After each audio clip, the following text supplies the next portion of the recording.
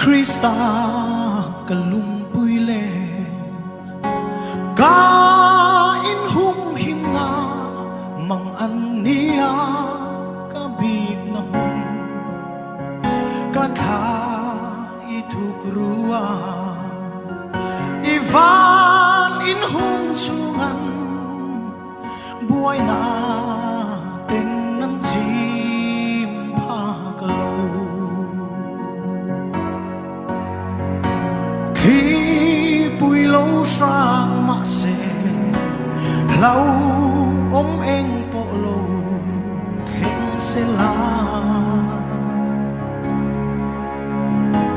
cả ta ni lúc chia ti zuan tu an ni si tu na ko katan lo kana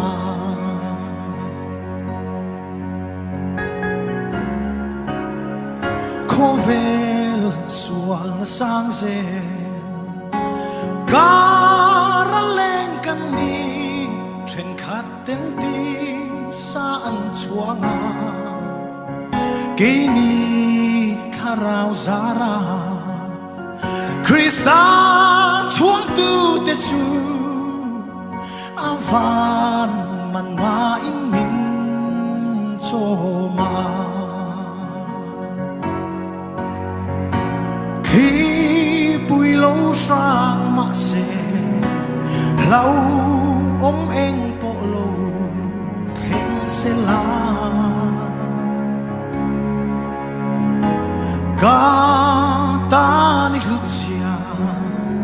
ti zuan tu an ni si tu na ko katan lo kana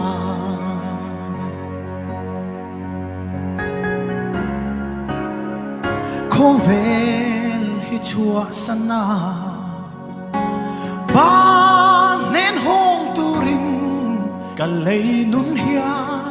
karmin tana lay in hi chua sana van tak sa sin hun tur chu mol chu kalung kham ber khi bùi lâu sang mà se